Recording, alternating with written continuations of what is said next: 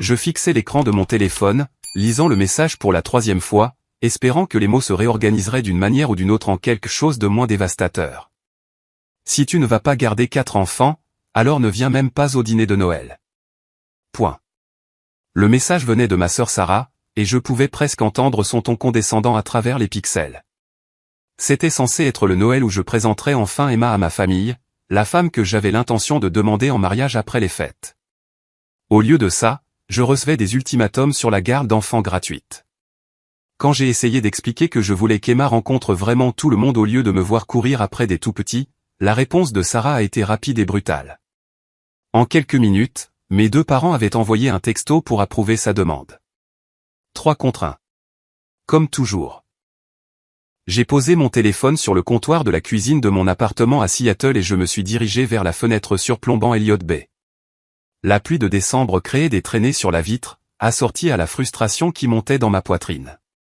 Emma a levé les yeux de son ordinateur portable où elle travaillait sur son portfolio de design graphique. « Tout va bien pour les projets de Noël ?» a-t-elle demandé, bien que mon expression ait probablement déjà répondu à sa question. Pas exactement. J'ai sorti mon téléphone et lui ai montré l'échange. Ses sourcils se sont haussés en lisant les messages. Ils veulent que tu gardes les enfants pendant le dîner alors que je suis censé les rencontrer pour la première fois. J'ai hoché la tête, puis je suis allé dans mon bureau à domicile et j'ai récupéré un épais dossier de mon classeur. Emma m'a suivi, regardant pendant que j'étalais des relevés bancaires sur la table de la salle à manger.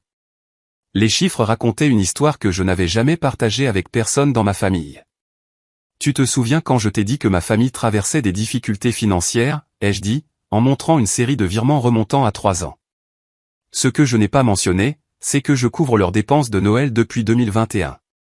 Emma s'est penchée plus près, étudiant les documents. Virement après virement, chacun substantiel. 15 novembre 2021, $3 500 pour le fonds des fêtes. 10 décembre 2021, $1000 étiquetés, aide d'urgence pour Noël. Le schéma s'est poursuivi en 2022 et 2023, devenant plus important chaque année.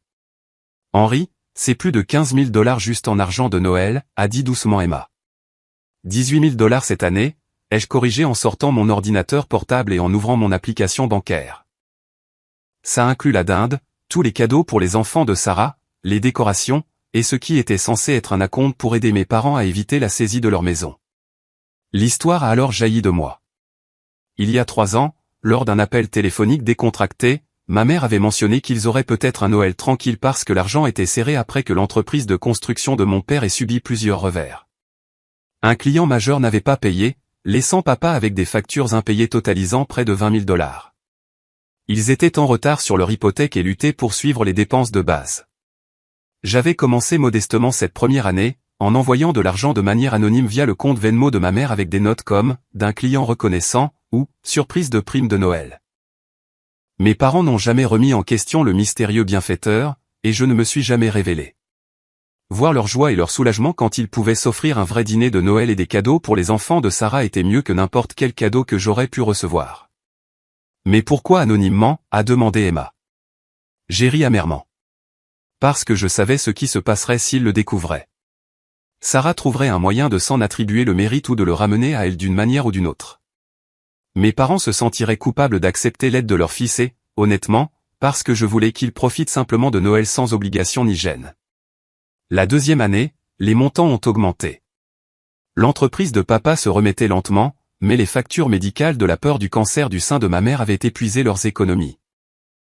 J'ai couvert non seulement Noël, mais j'ai aussi aidé avec les paiements hypothécaires de Sarah quand son mari Jake était entre 2 emplois. Encore une fois, tout de manière anonyme. Cette année était censée être différente. J'avais prévu de révéler mes contributions et de rendre officiel l'acompte sur la maison de mes parents. $25 000 qui sécuriseraient leur maison et leur permettraient de rénover le sous-sol en une vraie chambre d'amis où Emma et moi pourrions séjourner lors de nos visites. J'avais fait des heures supplémentaires à mon travail d'ingénieur en logiciel, pris des projets en freelance le week-end et vécu de nouilles instantanées pour économiser chaque dollar possible. J'attends ce Noël avec impatience depuis des mois, ai-je continué, en montrant à Emma les sacs de courses dans mon placard. Des tablettes éducatives pour les enfants de Sarah, des fournitures d'art pour Sophia, 10 ans, qui adorait dessiner, des manteaux d'hiver pour les jumeaux, Marcus et Madison, et un drone télécommandé pour ma sonne, 12 ans. Je voulais voir leur visage quand ils ouvriraient des cadeaux dont je pourrais enfin m'attribuer le mérite. Emma a pris une des tablettes encore dans sa boîte. C'est cher, Henri. Genre, vraiment cher. 400$ chacune, ai-je confirmé. Plus, les manteaux coûtaient 60$ pièce dans ce magasin d'équipement de plein air, et le set de fourniture d'art était à 200$. Le drone de Mason coûtait 350$. Et maintenant, Sarah veut que tu fasses du babysitting au lieu de me présenter à tout le monde. L'ironie ne m'a pas échappé. On attendait de moi que je finance la célébration et que je fournisse une garde d'enfants gratuite pendant que ma petite amie s'asseyait maladroitement dans un coin, ignorée. Les 18 000$ représentaient des mois de sacrifice, d'heures supplémentaires et de planification minutieuse. J'avais refusé des événements sociaux, sauté des dîners au restaurant et conduit ma Honda Civic de 10 ans avec son pot d'échappement qui cliquetait parce que je ne pouvais pas justifier les frais de réparation alors que ma famille avait besoin d'aide. Mon téléphone a de nouveau vibré. Un autre texto de Sarah. Maman dit que tu dramatises. Ce ne sont que quelques heures à regarder des enfants grandir. J'ai montré le message à Emma, qui a secoué la tête avec incrédulité.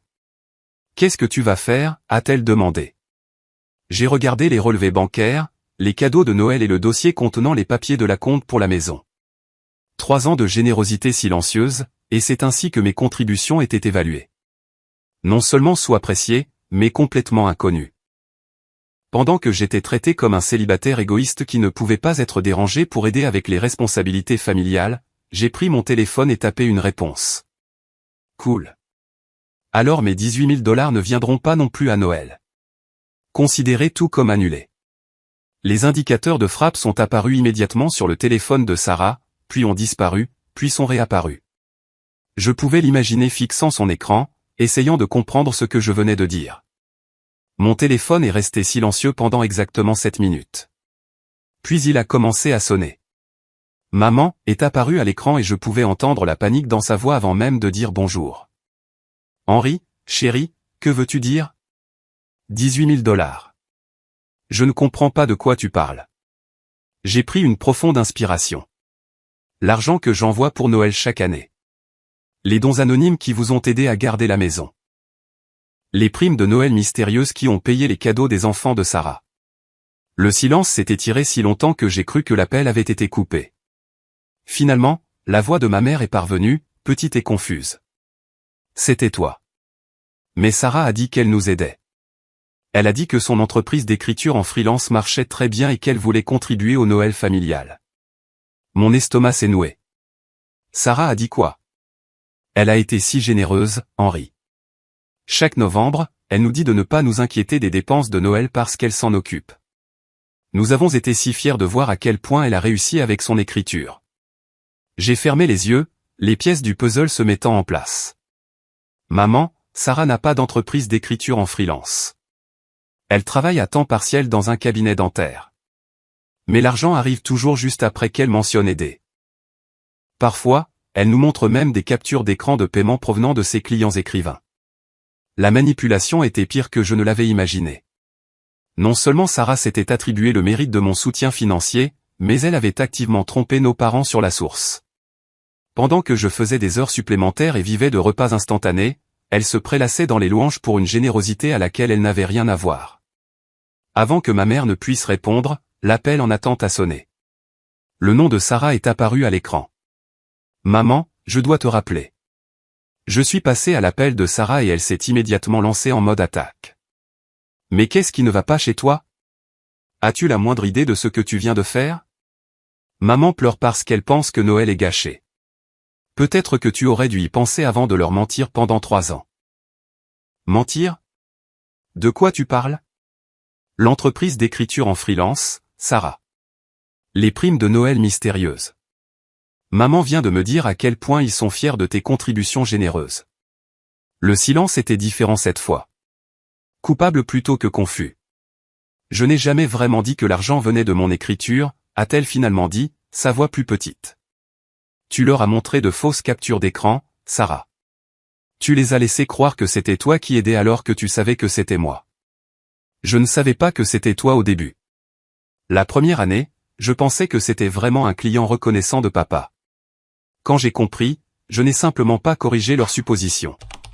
Pendant 3 ans. Ça les rendait heureux.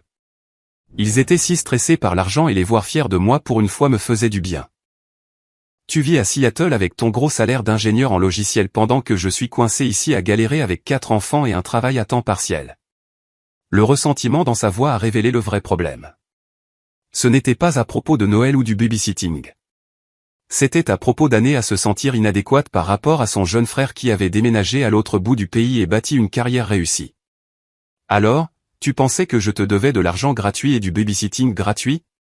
Tu n'as pas d'enfant, Henry. Tu ne comprends pas la pression. Jake a perdu son travail 2 fois au cours des 2 dernières années. J'ai à peine gardé la tête hors de l'eau pendant que tu joues à la dinette avec ta petite amie. La voix de mon père s'est jointe à l'appel soudainement. Henry, ta mère m'a passé le téléphone. Elle est très contrariée. Qu'est-ce que c'est que cette histoire de 18 000 $? Papa, c'est moi qui envoie l'argent de Noël chaque année, pas Sarah. Mais Sarah nous dit toujours juste avant que l'argent n'arrive qu'elle s'occupe de Noël. Parce qu'elle savait quand je l'envoyais. Je transfère de l'argent sur le Venmo de maman en novembre et Sarah synchronisait la notification pour que ça ait l'air d'être sa contribution. La respiration de mon père est devenue plus lourde. Sarah, est-ce que c'est vrai? Papa, c'est compliqué. Henry gagne beaucoup plus d'argent que nous et nous avons eu des difficultés. Je voulais juste que toi et maman ne vous inquiétiez pas tant des finances. En t'attribuant le mérite de la générosité de ton frère. Je ne lui ai jamais demandé d'envoyer de l'argent. Il l'a fait de lui-même. Et tu ne lui as jamais demandé d'arrêter de t'en attribuer le mérite non plus, ai-je dit. En fait, tu lui as demandé de faire du babysitting pendant qu'il finançait toute la célébration. La voix de mon père est devenue sévère d'une manière que je n'avais pas entendue depuis notre adolescence. Sarah Elizabeth, tu dois des excuses massives à ton frère et une explication à nous. C'est ridicule. Je raccroche. L'appel s'est terminé, me laissant mon père et moi seuls en ligne. Fils, je n'en avais aucune idée. Nous remercions Sarah depuis des années, pensant qu'elle faisait ses gros sacrifices pour la famille. Papa, il y a plus. Les 18 000 $ de cette année incluent un acompte que je prévoyais de faire sur votre maison pour vous aider à éviter la saisie. Un autre long silence. Tu es au courant de la saisie. Je le sais depuis des mois. J'allais vous faire la surprise, à toi et maman, après le dîner de Noël, le rendre officiel et vous aider à garder la maison. Henry, nous ne pouvons pas accepter ce genre d'argent de ta part. Vous l'acceptez depuis 3 ans, papa. La seule différence, c'est que maintenant vous savez d'où il vient. Mon téléphone a vibré avec un texto d'un numéro inconnu. Puis j'ai réalisé que c'était Jake, le mari de Sarah. Henry, c'est Jake. Sarah vient de me raconter ce qui s'est passé. Je n'étais au courant de rien de tout ça. Il faut qu'on parle. Emma avait écouté tranquillement ma partie des conversations téléphoniques. Mais quand j'ai raccroché avec mon père, elle s'est éclaircie la gorge. Henry, je dois te montrer quelque chose. Elle est allée à son ordinateur portable et a ouvert un dossier intitulé « Famille de Henry », que je n'avais jamais remarqué auparavant. À l'intérieur se trouvaient plusieurs fichiers audio datés des 2 derniers mois. « S'il te plaît, ne sois pas en colère », a-t-elle dit. Mais j'ai enregistré certains des appels vidéo avec ta famille. Sarah a dit des choses qui m'ont dérangé et je voulais les documenter au cas où ce genre de situation se présenterait un jour. Elle a ouvert le premier fichier daté du 15 novembre. La voix de Sarah a rempli la pièce à travers les haut-parleurs de l'ordinateur portable d'Emma. Emma, je dois te demander une faveur, mais ne parle pas de cette conversation à Henry, d'accord? C'est à propos de Noël. La voix d'Emma a répondu avec prudence. Quel genre de faveur? Henry a toujours été trop généreux pour son propre bien. Il a tendance à en faire trop avec les cadeaux de Noël et les questions d'argent. Cette année, j'ai peur qu'il se stresse en essayant d'impressionner tout le monde avec des cadeaux chers. Je pense qu'il veut juste montrer son amour pour la famille. C'est ça. Mais voilà le truc. Je coordonne les finances de Noël pour nos parents depuis quelques années maintenant. Et j'espérais que tu pourrais encourager Henry à contribuer un peu plus cette année. Rien de fou. Peut-être juste 2 000 $ supplémentaires pour le dîner de Noël et les décorations. Nos parents sont trop fiers pour demander directement, mais ça aiderait vraiment.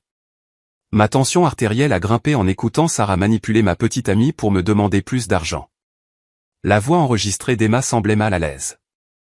Je ne pense pas que je devrais être impliqué dans les discussions financières familiales. Oh, ce n'est pas comme ça. Je sais juste qu'Henri fait confiance à ton jugement.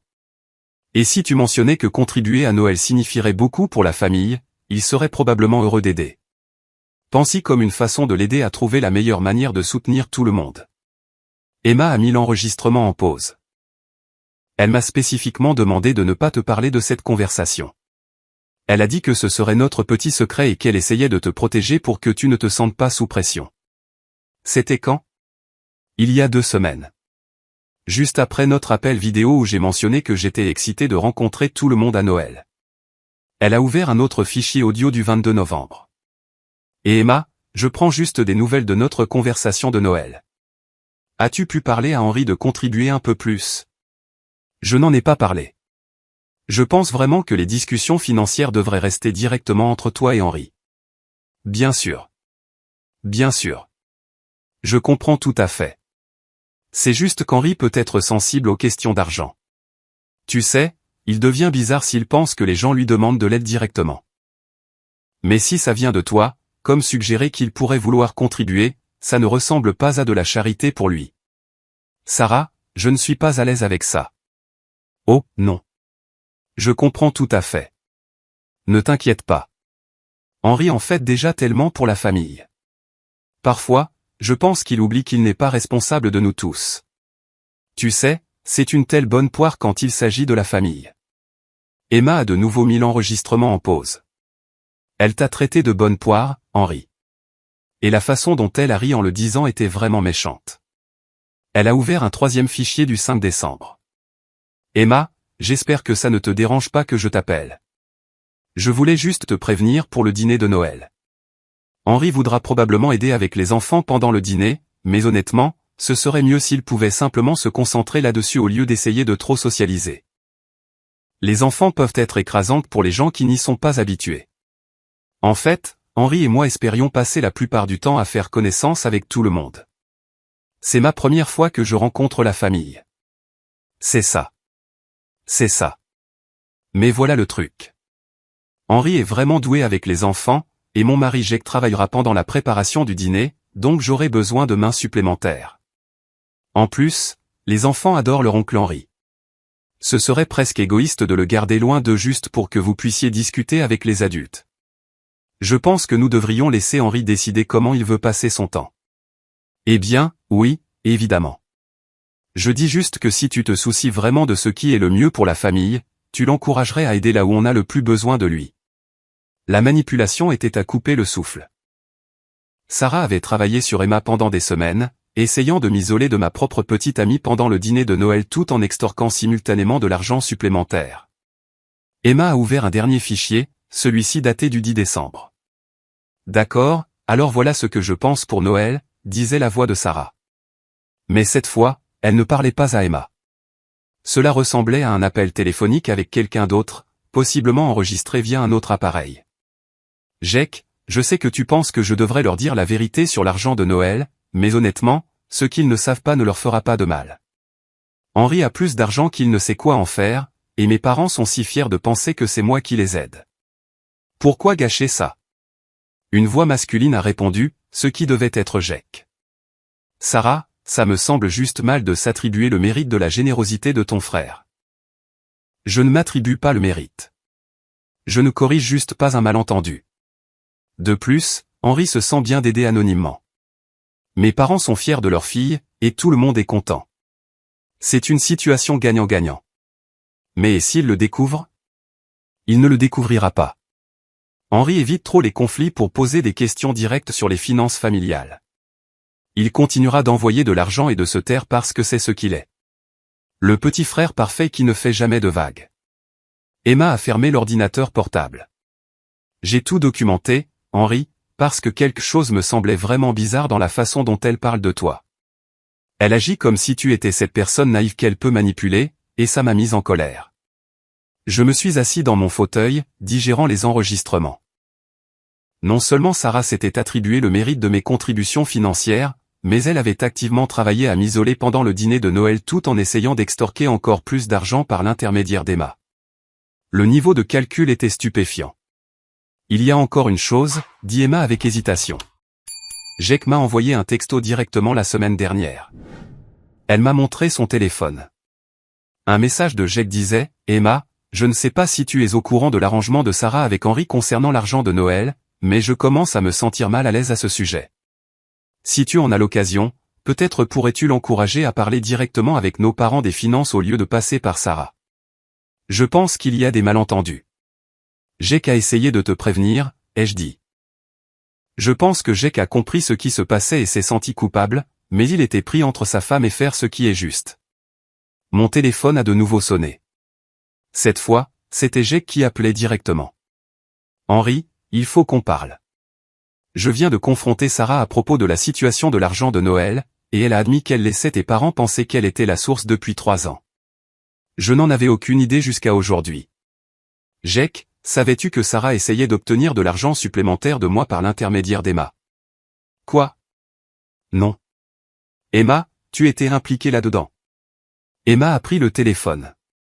Jake, Sarah m'a demandé de convaincre Henry de contribuer plus d'argent pour Noël et elle m'a spécifiquement demandé de ne pas lui parler de la conversation. Bon sang, Sarah, viens au téléphone tout de suite. J'entendais des disputes en arrière-plan. Puis la voix de Sarah est passée clairement. D'accord. Oui, j'ai demandé à Emma d'encourager Henry à contribuer plus d'argent. Oui, j'ai laissé maman et papa penser que l'argent de Noël venait de mon entreprise d'écriture. Oui, je sais que c'est mal, mais je suis en train de couler ici, et Henry n'a aucune idée de ce que c'est que d'élever 4 enfants avec presque rien. Sarah, la voix de Jake était ferme. Tu mens à tout le monde depuis des années. Ton frère s'est sacrifié pour aider cette famille pendant que tu t'en attribues le mérite et en demandes plus. Je ne lui ai jamais demandé d'envoyer de l'argent. Mais tu lui as demandé de faire du babysitting pendant qu'il finançait le dîner de Noël, et tu as essayé de manipuler sa petite amie pour obtenir plus d'argent de lui. L'appel s'est terminé brusquement. Mon téléphone a immédiatement sonné à nouveau avec un autre appel de ma mère. Henry, ton père et moi avons parlé. Nous avons besoin de comprendre exactement combien tu as contribué au fil des ans et pourquoi tu as senti que tu devais le faire anonymement. J'ai passé l'heure suivante au téléphone avec mes parents, leur expliquant les relevés bancaires et la chronologie de mes contributions. Leur choc et leur gratitude étaient sincères. Mais en dessous, je pouvais entendre autre chose. L'embarras d'avoir été trompé par Sarah pendant si longtemps. Après avoir raccroché, je me suis assis à ma table de salle à manger, fixant les dossiers financiers étalés sur sa surface. Emma m'a apporté une tasse de café et s'est assise en face de moi. « À quoi penses-tu » a-t-elle demandé. « Je pense que c'est plus gros que juste l'argent de Noël », ai-je dit, en sortant un autre dossier de mon classeur. « Tu te souviens comment Sarah a mentionné qu'elle avait des difficultés financières ?» J'ai ouvert mon ordinateur portable et me suis connecté à mon application bancaire, remontant 18 mois de transactions. C'était là, un paiement à Sarah de $3000 daté du 15 juin de l'année précédente. C'est pourquoi celui-là, a demandé Emma en montrant la transaction. Près d'urgence, ai-je dit, le souvenir me revenant. Sarah m'a appelé en panique parce que ma sonne s'était cassé le bras et qu'il n'avait pas d'argent pour la participation aux frais des urgences et les visites de suivi en orthopédie. Elle a dit que leur assurance avait une franchise élevée et qu'ils avaient besoin de $3000 pour couvrir les frais médicaux. J'ai remonté l'historique de mes messages avec Sarah de cette période. Ces messages étaient frénétiques et émotionnels. Henry, je ne sais pas quoi faire. Ma sonne a tellement mal et nous ne pouvons pas nous permettre le spécialiste. Jake est de nouveau entre 2 emplois et je ne travaille qu'à temps partiel. Peux-tu nous aider, s'il te plaît? Je te rembourserai dès que les choses se stabiliseront. T'as-t-elle remboursé? A demandé Emma. J'ai parcouru les mois suivant le prêt. Aucun paiement de Sarah. Aucune mention de remboursement. En fait, la communication suivante de sa part était en novembre pour demander les plans de Noël. Elle n'en a jamais reparlé. J'ai réalisé que j'avais honnêtement oublié ça jusqu'à maintenant. Emma a froncé les sourcils. Mais si ma sonne s'est cassé le bras en juin et que tu as envoyé de l'argent pour des factures médicales, il devrait y avoir une trace de ces dépenses. J'ai ouvert une nouvelle fenêtre de navigateur et je suis allé sur le profil Facebook de Sarah.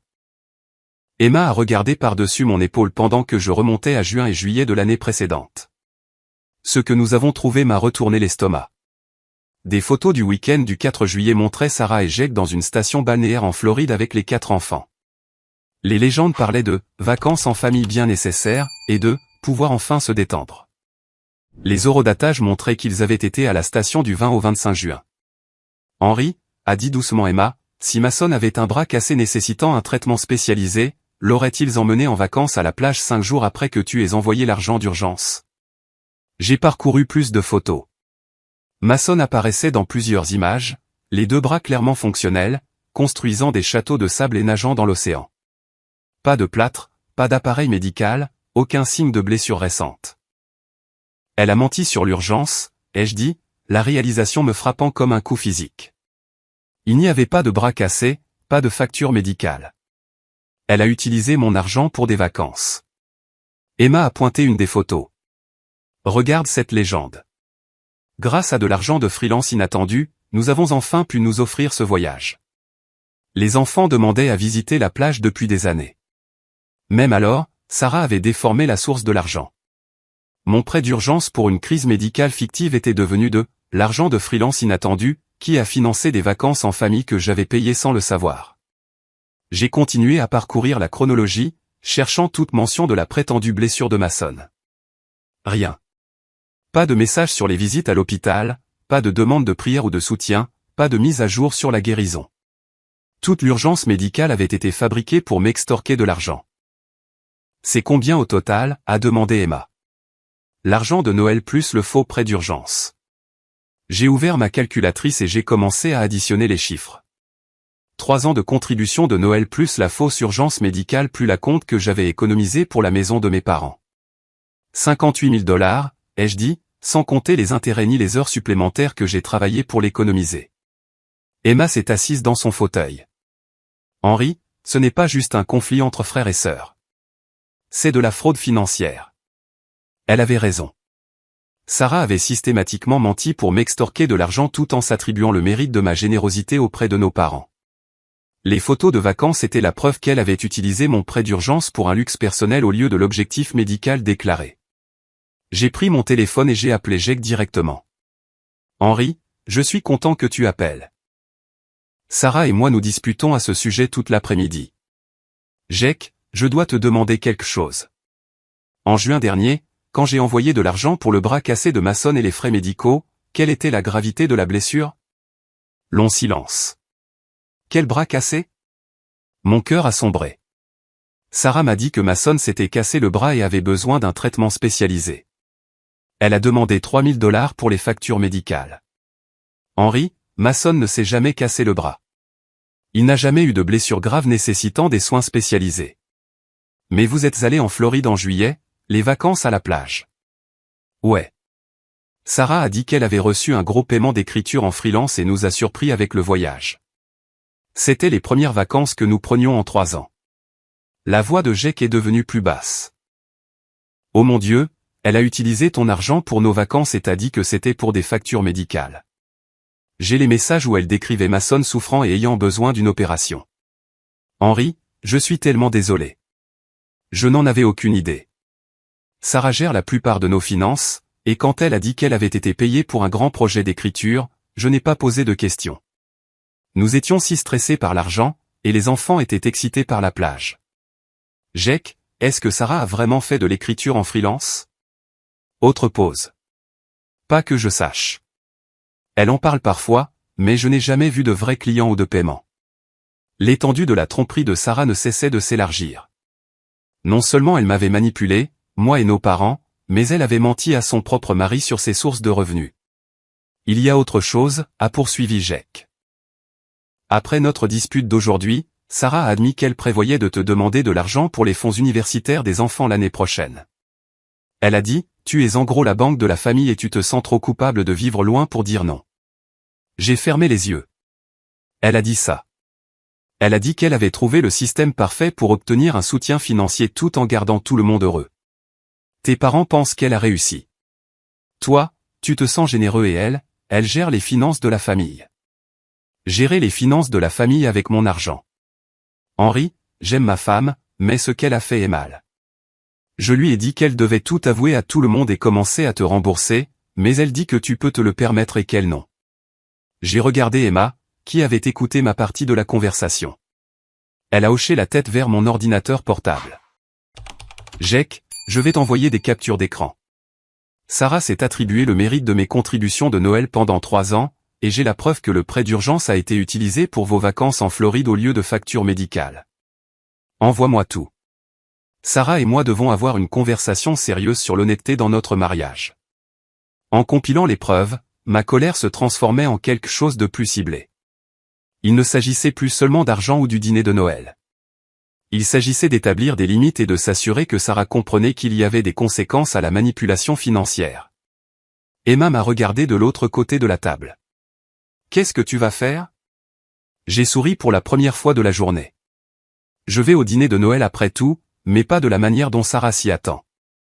Le matin de Noël est arrivé gris et bruineux, un temps de décembre typique pour le nord-ouest du Pacifique.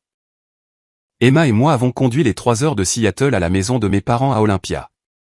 Ma Honda Civic était chargée d'une cargaison inhabituelle, les cadeaux de Noël que j'avais initialement achetés, plus un épais dossier en manille contenant des relevés bancaires, des messages textes imprimés, des captures d'écran des photos de vacances de Sarah sur Facebook et un accord de prêt formel que j'avais rédigé la veille. « Es-tu sûr de cette approche ?» a demandé Emma alors que nous nous garions dans l'allée de mes parents. La maison avait l'air festive avec des lumières et des décorations que je savais maintenant que mon argent avait achetées. Sarah a eu 3 ans pour avouer, ai-je dit. J'ai essayé l'approche directe hier, et elle a redoublé de manipulation. Parfois, la seule façon d'arrêter un schéma de tromperie est de l'exposer complètement. Des voitures bordaient l'allée et la rue, le pick-up de mes parents, le minivan de Sarah et Jake, et plusieurs autres appartenant à la famille élargie. À travers les fenêtres du salon, je pouvais voir des gens bouger, se préparant pour le dîner de Noël traditionnel qui avait été planifié autour de mes contributions financières. Emma m'a serré la main. Je suis fier de toi de t'être défendu. Nous avons pris les cadeaux et le dossier, nous dirigeant vers la porte d'entrée où la couronne de Noël de ma mère était joyeusement accrochée. Avant que nous puissions frapper, la porte s'est ouverte pour révéler mon cousin David, qui était descendu de Vancouver avec sa femme, Lisa, et leur fille adolescente. Henry, content de te voir, mec. David m'a serré dans ses bras, puis a regardé curieusement le dossier sous mon bras. C'est quoi ces papiers ? Tu travailles comme comptable à tes heures perdues maintenant ? Quelque chose comme ça, ai-je dit avec un sourire. À l'intérieur, la maison bourdonnait d'activités familiales. Ma tante Carole et mon oncle Bob étaient venus de Portland, amenant leurs fils jumeaux étudiants. Les parents de Jake étaient venus de Tacoma avec sa sœur et son petit ami. Le salon était bondé de conversations, une musique de Noël jouait doucement, et l'odeur de dinde rôtissant dans la cuisine. Sarah est sortie de la cuisine portant un tablier rouge qui disait « Meilleure maman du monde ». Ses cheveux blonds étaient attachés en une queue de cheval festive. Elle s'est arrêtée net en me voyant, son sourire vacillant. « Henry, je ne pensais pas que tu viendrais. Je n'aurais manqué ça pour rien au monde, ai-je dit joyeusement. Surtout pas après toute la planification que j'ai faite pour ce Noël. » Mon père est apparu de la cuisine, s'essuyant les mains sur un torchon. Il avait l'air mal à l'aise, le poids de la révélation de la veille encore frais dans son esprit. « Fils, nous sommes contents que tu sois là. Il y a des choses dont nous devons discuter en famille. En fait, papa, je pense qu'il est préférable que nous discutions de tout ouvertement, avec des témoins. » Le visage de Sarah a pâli. « Henry, peut-être devrions-nous parler en privé d'abord. » Je pense que 3 ans de conversation privée ont été suffisants, ai-je dit, posant le dossier sur la table basse. Emma et moi avons apporté des choses à partager avec tout le monde. La pièce s'est progressivement calmée alors que les membres de la famille remarquaient la tension. Ma mère est sortie de la cuisine, portant encore des maniques, l'air anxieuse. « Henry, chéri, ce n'est peut-être pas le bon moment. » « C'est exactement le bon moment, maman. Noël, c'est l'honnêteté et la générosité familiale.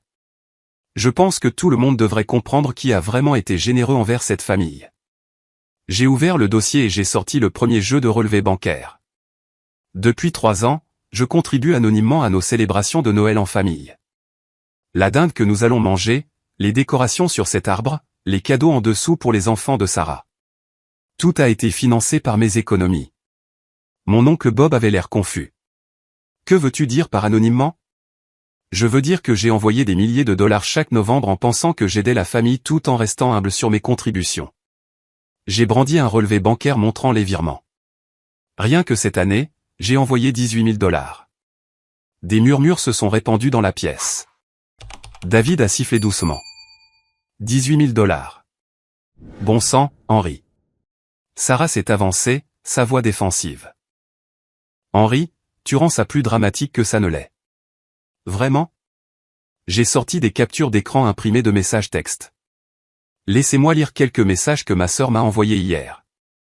Si tu ne vas pas garder 4 enfants, alors ne viens même pas au dîner de Noël.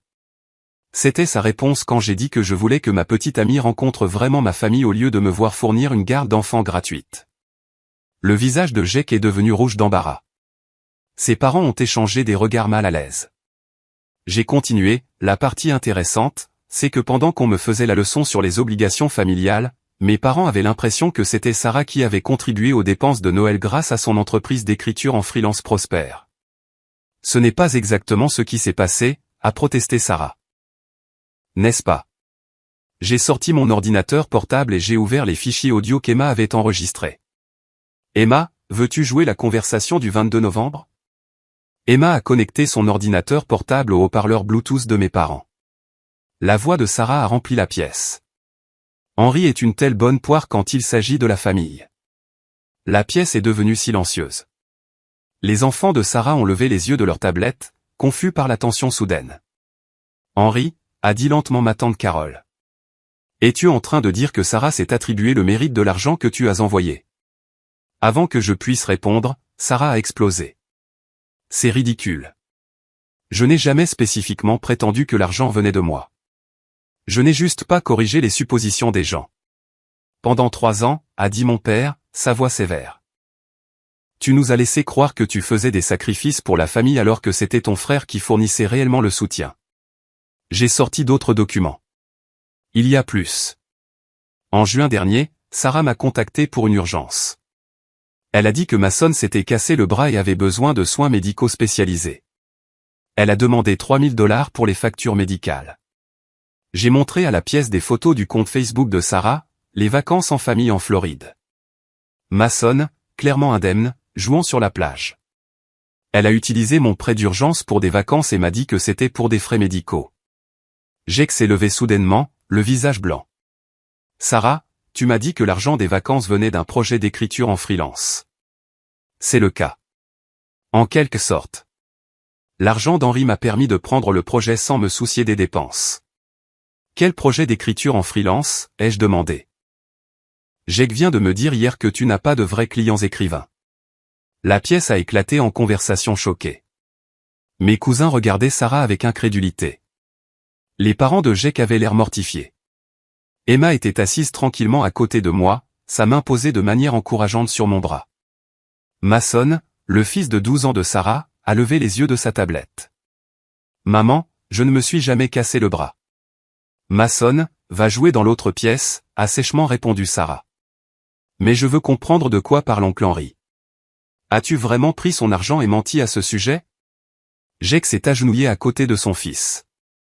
Mason, ta mère a fait des erreurs à propos de l'argent et de l'honnêteté. Oncle Henry a aidé notre famille et ta mère n'a pas dit la vérité à ce sujet. Alors, oncle Henry a payé nos vacances en Floride. Oui, mon grand. C'est lui. Mason s'est approché de moi et a sorti un morceau de papier plié de sa poche. J'ai fait ça pour toi, oncle Henry, mais maman m'a dit de le lui donner à elle à la place et de la remercier pour les trucs de Noël. Il m'a tendu une carte de remerciement faite à la main avec un dessin de personnage en bâton étiqueté « Oncle Henry » et « Famille de Mason ». À l'intérieur, d'une écriture soignée d'enfant de 12 ans, « Merci, oncle Henry, d'avoir aidé ma famille. Je sais que maman reçoit de l'argent de toi pour Noël et d'autres trucs. Je veux que tu saches que je suis reconnaissant même si maman dit que je devrais la remercier elle. » La carte était datée de 3 semaines plus tôt. Mason était au courant de mes contributions et avait reçu l'ordre de donner le crédit à sa mère à la place. Le visage de Sarah s'est décomposé. Mason, je t'avais dit de ne pas faire cette carte. Mais c'est la vérité, maman. Oncle Henry mérite d'être remercié pour nous avoir aidés. Ma tante Carole a parlé dans le silence stupéfait. Sarah, comment as-tu pu laisser un enfant participer à la tromperie de son propre oncle? Je ne trompais personne.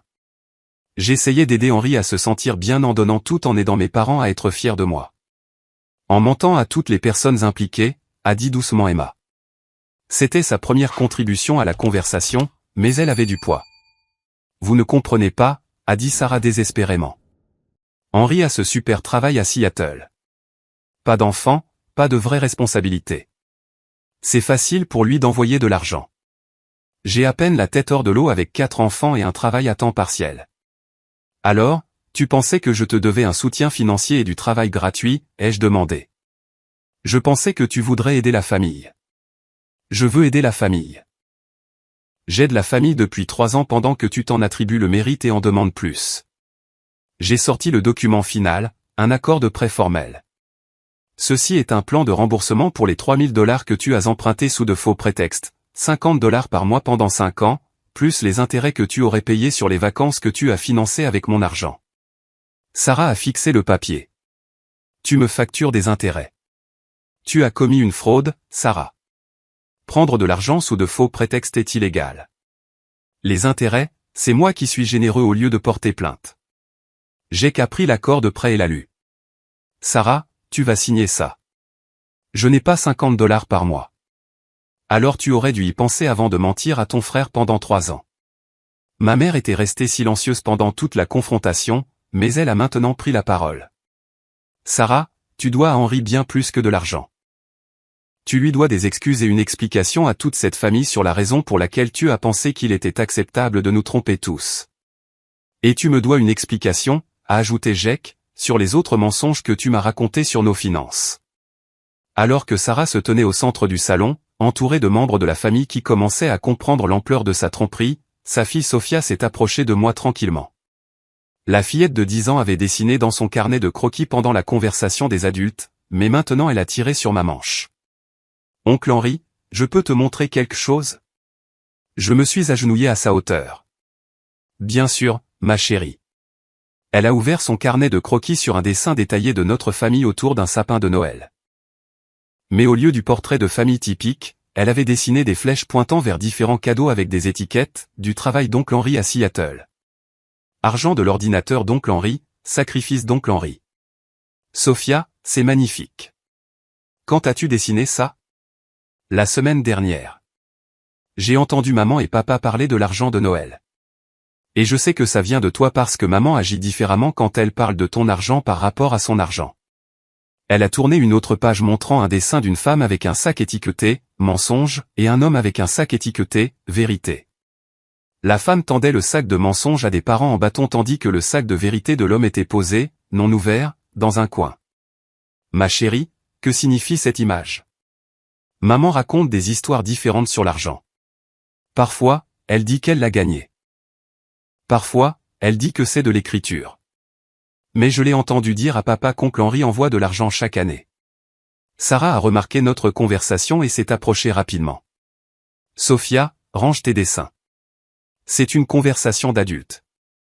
Mais maman, je veux qu'oncle Henri sache que je sais qu'il est de notre famille. Ce n'est pas juste qu'il ne soit pas remercié. Mon cousin David avait écouté et a pris la parole. Sarah, même ta fille de 10 ans comprend que rendre à César ce qui est à César est la bonne chose à faire. Sophia a levé les yeux vers sa mère avec l'honnêteté brutale que seuls les enfants possèdent. Maman, pourquoi as-tu dit à grand-mère et grand-père que tu avais acheté les cadeaux de Noël alors que c'est vraiment oncle Henri qui l'a fait? Sophia, c'est compliqué. Non, ça ne l'est pas, mentir est mal. C'est ce que tu m'as appris. Jake s'est levé et a posé sa main sur l'épaule de sa fille. Sophia a raison. Mentir est mal, et nous devons de grandes excuses à oncle Henri. Il s'est tourné pour s'adresser à la pièce. Je veux que tout le monde sache que je n'avais aucune idée de l'ampleur de la tromperie de Sarah. Quand elle m'a parlé de l'argent des vacances, des contributions de Noël, de tout ça, j'ai cru ses explications. J'aurais dû poser plus de questions. Le visage de Sarah était rouge d'embarras et de colère. Alors maintenant, tout le monde va se liguer contre moi. J'essayais d'aider la famille. Tu t'aidais toi-même, a dit fermement ma tante Carole. S'attribuer le mérite de la générosité de quelqu'un d'autre tout en demandant plus d'argent n'aide pas la famille. Mason, qui avait écouté attentivement, s'est approché de sa mère. Maman, je t'aime, mais ce que tu as fait à oncle Henri était méchant. Il travaille très dur à Seattle, et il nous a envoyé de l'argent parce qu'il nous aime. Tu aurais dû dire la vérité.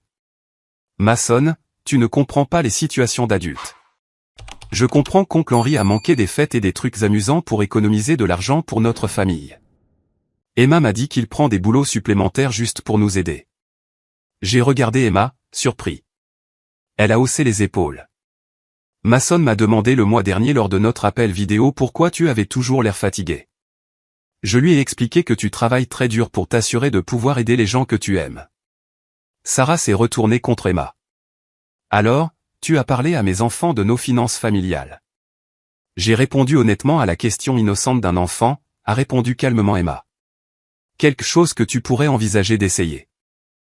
Mon oncle Bob, qui était resté silencieux pendant la majeure partie de la confrontation, s'est éclairci la gorge. Sarah, je pense que ce que tout le monde essaie de dire, c'est que nous sommes tous déçus. Pas seulement par le mensonge, mais par la façon dont tu as traité Henry alors qu'il a été si généreux. Déçu? La voix de Sarah s'est élevée. Tout le monde agit comme si j'étais une sorte de criminel. J'ai fait une erreur. D'accord, j'aurais dû être plus honnête sur l'origine de l'argent, mais Henry n'est pas exactement pauvre. Il peut se permettre d'aider. Ce n'est pas la question, a dit fermement mon père. La question, c'est que ton frère s'est sacrifié pour cette famille pendant que tu t'en es attribué le mérite et en as demandé plus. La question, c'est que tu as exigé une garde d'enfants gratuite de quelqu'un qui finançait déjà toute la célébration.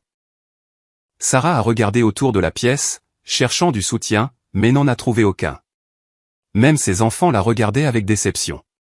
Finalement, elle s'est assise lourdement sur le canapé. D'accord. J'ai merdé. C'est ce que tout le monde veut entendre? Nous voulons entendre que tu comprends pourquoi c'était mal, a dit doucement ma mère. Et nous voulons savoir comment tu vas réparer les choses. Sarah est restée silencieuse un long moment. Quand elle a parlé, sa voix était plus petite. Je me sentais tellement comme un échec par rapport à Henry. Il a déménagé à Seattle, a obtenu ce travail incroyable, a acheté un bel appartement. J'ai 32 ans, je travaille à temps partiel dans un cabinet dentaire avec 4 enfants et un mari qui ne peut pas garder un travail stable. J'ai qu'à grincer des dents à la référence à ses difficultés d'emploi. Quand j'ai réalisé que l'argent de Noël venait d'Henry, j'ai eu honte. Je ne voulais pas que maman et papa me voient comme la fille qui ne pouvait pas subvenir aux besoins de sa famille alors que mon jeune frère nous soutenait tous. Alors, tu as décidé de t'attribuer le mérite de son soutien? A demandé David. J'ai décidé de les laisser penser que j'avais plus de succès que je n'en ai. Et une fois que j'ai commencé, c'est devenu plus difficile de dire la vérité parce que j'aurais dû admettre des années de mensonges. Mason s'est approché et s'est assis à côté de sa mère. Maman, nous ne pensons pas que tu es un échec, mais oncle Henry ne devrait pas avoir à travailler plus dur et ne pas être remercié pour ça. Sarah a regardé son fils, puis moi. Henry, je suis désolé. Je suis vraiment, sincèrement désolé pour tout. Le mensonge, le crédit, le faux cas d'urgence, les demandes de babysitting, tout. Elle s'est levée et s'est approchée de l'endroit où j'étais assis. Je sais que dire désolé ne répare pas 3 ans de tromperie, mais je veux que tu saches que je comprends à quel point j'ai eu tort. Et le plan de remboursement, ai-je demandé, en brandissant l'accord de prêt. Sarah a pris une profonde inspiration. Je vais le signer.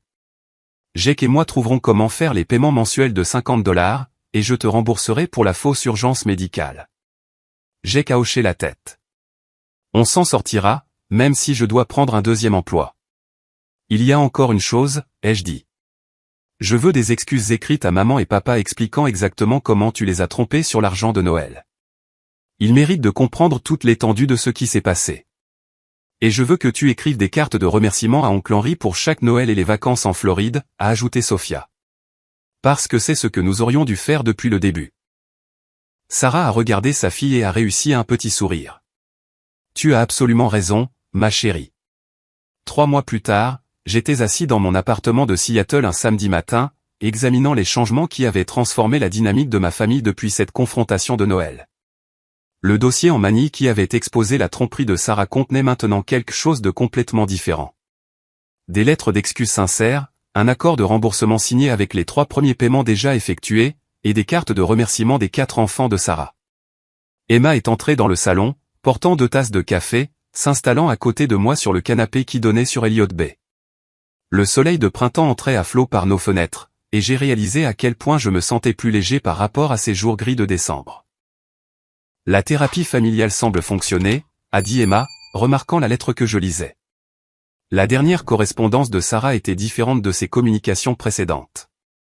Pas de manipulation, pas d'agenda caché, juste une réflexion honnête sur son comportement et son impact sur nos relations familiales.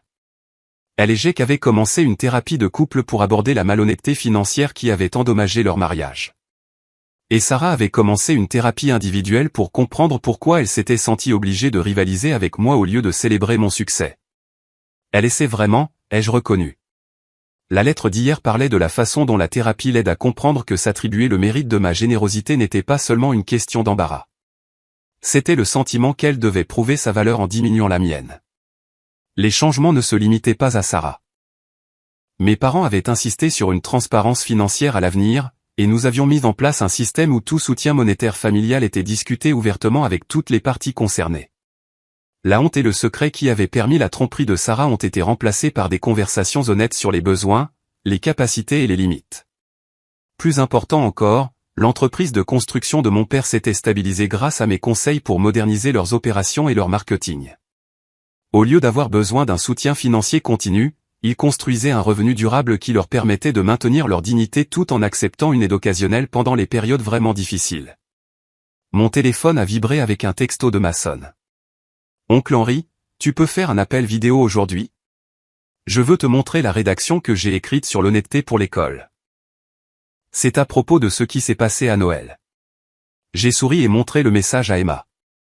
Il écrit sur l'expérience comme un moyen de digérer ce qui s'est passé. Ce gamin a plus d'intelligence émotionnelle que la plupart des adultes, a répondu Emma. Es-tu prêt à me dire ce que tu as décidé pour la demande en mariage? La bague de fiançailles était dans mon tiroir à chaussettes depuis décembre, attendant que la situation familiale se stabilise. Emma était au courant de mes projets et m'avait patiemment soutenu pendant que je naviguais dans les suites de la confrontation de Noël. Je pensais au week-end prochain, ai-je dit. Peut-être un pique-nique à Discovery Park où l'on peut voir les montagnes et l'eau. J'ai hâte de faire officiellement partie de cette famille folle, Harry et Emma. Même avec tout le drame, te voir te défendre m'a fait aimer encore plus. Emma avait été cruciale dans ma capacité à établir des limites. Sa documentation de la manipulation de Sarah et son soutien indéfectible pendant la confrontation m'avaient donné la confiance nécessaire pour exiger des comptes au lieu de simplement absorber l'abus. Plus que ça, voir la situation à travers ses yeux m'avait aidé à reconnaître des schémas de comportement que j'avais acceptés comme des dynamiques fraternelles normales. Mon ordinateur portable a sonné avec un email de Jake. L'objet était « Mise à jour sur les finances familiales ». À l'intérieur se trouvait une feuille de calcul détaillée montrant leur budget domestique, leur plan de réduction de la dette et le calendrier de remboursement du prêt d'urgence frauduleux. Jake avait pris un deuxième emploi dans la construction le week-end avec mon père, transformant la crise familiale en une opportunité de renforcer sa relation avec son beau-père tout en gagnant un revenu honnête. Le changement le plus significatif, cependant, était la relation que j'avais développée avec les enfants de Sarah. Sans la dynamique gênante du soutien financier non reconnu, je pouvais simplement être leur oncle, qui se souciait de leur vie et de leur bonheur. Mason avait commencé à m'appeler chaque semaine pour parler de l'école et de son intérêt pour la programmation. Sophia m'envoyait des photos de ses œuvres d'art. Les jumeaux avaient commencé à demander quand ils pourraient visiter Seattle pour voir mon appartement et rencontrer mes collègues. « À quelle heure ton père appelle-t-il aujourd'hui ?» a demandé Emma en vérifiant son calendrier. Chaque dimanche, mon père et moi avions une conversation de 30 minutes qui allait des conseils commerciaux aux nouvelles de la famille en passant par ses réflexions sur la parentalité. La crise l'avait incité à examiner comment son évitement des conversations difficiles avait permis la manipulation de Sarah, et il travaillait activement à être plus direct et impliqué dans la dynamique familiale. 14h, il veut parler des progrès de Sarah et finaliser les plans pour notre visite d'été. La visite d'été représentait un autre changement significatif. Au lieu que je voyage seul pour des réunions de vacances stressantes, Emma et moi prévoyions un séjour détendu d'une semaine où nous pourrions passer du temps de qualité avec tout le monde sans la pression artificielle des célébrations coûteuses financées par mes contributions cachées. Mon téléphone a sonné avec l'appel hebdomadaire de Sarah. Ces conversations étaient devenues une pierre angulaire de la réparation de notre relation, nous permettant d'aborder les problèmes directement au lieu de laisser les ressentiments s'accumuler. Henry, là. J'ai eu le poste, a dit immédiatement Sarah quand j'ai répondu. Le poste à temps plein à l'agence de marketing, 38 000 $ par an plus les avantages. Sarah, c'est incroyable. Félicitations. Le travail représentait son engagement envers l'indépendance financière et une contribution honnête à la stabilité de sa famille. Au lieu de compter sur la manipulation et mon soutien secret, elle construisait le succès qu'elle avait prétendu avoir pendant des années. Jake et moi avons calculé qu'avec ce salaire et son travail dans la construction, nous pouvons augmenter les remboursements mensuels du prêt à 75 $ au lieu de 50. Nous voulons te rembourser le plus rapidement possible. Je suis fier de toi d'avoir pris tes responsabilités, ai-je dit, mais ne sacrifie pas les besoins de base de ta famille pour accélérer le remboursement. L'important, c'est la constance et l'honnêteté. Henry, je veux te demander quelque chose, et je te promets que ce n'est pas de la manipulation ou une autre tentative de profiter. Voudrais-tu être le contact d'urgence des enfants pour l'école et les situations médicales? Jake et moi réalisons que nous avons besoin d'un soutien de secours, et nous voulons que ce soutien vienne de quelqu'un en qui nous avons une confiance totale. La demande représentait un renversement complet de notre dynamique précédente. Au lieu de financer secrètement les urgences tout en étant exclus des décisions importantes, Sarah m'invitait à être officiellement impliquée dans le bien-être de ses enfants. Je serais honoré, ai-je répondu. Envoie-moi les documents et les informations de contact. Après avoir raccroché, je suis allé à la fenêtre et j'ai regardé la ligne d'horizon de Seattle. La ville qui avait représenté mon évasion du drame familial était devenue le fondement de relations plus saines, bâties sur le respect mutuel et des limites claires. Emma m'a rejoint à la fenêtre. Tu sais ce que j'ai appris en te regardant naviguer dans tout ça? Qu'est-ce que c'est? Établir des limites ne consiste pas à être égoïste ou à couper les ponts avec les gens. Il s'agit de créer un espace pour que l'amour et le respect authentique puissent grandir.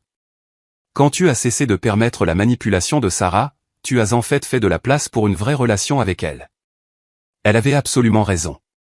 En refusant d'accepter le vol de crédit et l'abus financier, j'avais forcé Sarah à affronter son propre comportement et à développer une véritable appréciation pour mon soutien. L'harmonie artificielle maintenue par mon silence avait empêché une connexion authentique, tandis que le conflit temporaire de la confrontation avait créé un espace pour des relations honnêtes. Je pensais que maintenir la paix était la même chose que maintenir l'amour, ai-je réfléchi. Mais en réalité, j'évitais juste le travail difficile de construire des relations basées sur la vérité et le respect. La leçon la plus profonde n'était cependant pas sur l'argent ou la dynamique familiale. Il s'agissait de comprendre ma propre valeur et de refuser d'accepter un traitement qui la diminuait. Emma m'avait aidé à voir que mon désir d'aider les autres ne devait pas m'obliger à cacher mes contributions ou à accepter le manque de respect en retour. Mon téléphone a vibré avec un autre message, celui-ci de ma mère. Henry, ton père et moi voulons que tu saches à quel point nous sommes fiers de la façon dont tu as géré la situation de Noël.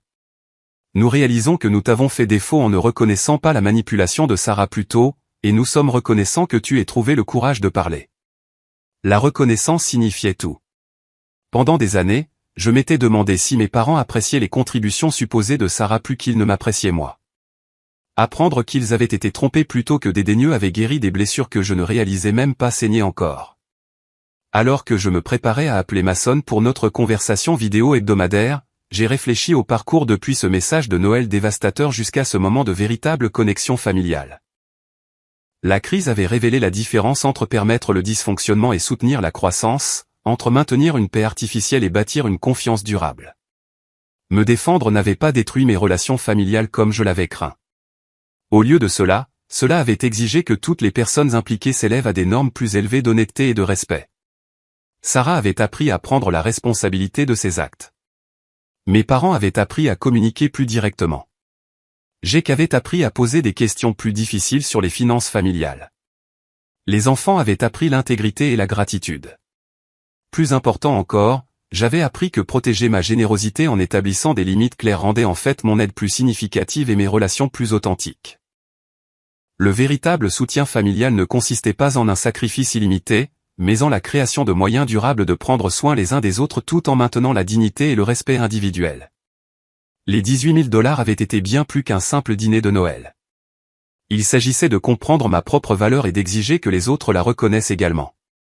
En fin de compte, le meilleur cadeau que je pouvais faire à ma famille n'était pas un soutien financier silencieux, mais l'exemple de quelqu'un qui refusait d'être tenu pour acquis. Alors qu'Emma et moi planifions notre avenir ensemble, je me sentais reconnaissant pour la crise qui avait forcé ces conversations. Sans que la manipulation de Sarah ne soit exposée, j'aurais pu continuer le schéma indéfiniment, accumulant lentement du ressentiment tout en permettant un comportement qui blessait tout le monde. Parfois, la chose la plus aimante que vous puissiez faire pour une famille est de refuser de participer au dysfonctionnement, même lorsque ce refus crée un conflit temporaire. L'inconfort à court terme de la confrontation avait créé un espace pour des relations à long terme basées sur l'honnêteté, le respect et une véritable appréciation. Vous êtes-vous déjà retrouvé dans une situation où votre générosité était tenue pour acquise ou les membres de votre famille attendaient votre aide sans reconnaître vos sacrifices? Comment avez-vous géré l'établissement de limites tout en maintenant des relations aimantes? J'adorerais lire vos réflexions et expériences dans les commentaires ci-dessous. Si cette histoire a résonné en vous, s'il vous plaît, aimez cette vidéo et abonnez-vous pour plus d'histoires de la vie réelle sur la dynamique familiale, les relations et le courage de se défendre. Partagez ceci avec toute personne qui pourrait être aux prises avec des problèmes de limites familiales similaires. Merci d'avoir écouté mon histoire et rappelez-vous que vous méritez des relations où votre générosité est reconnue et vos limites sont respectées. Parfois, la chose la plus courageuse que vous puissiez faire est d'exiger le respect que vous avez toujours mérité.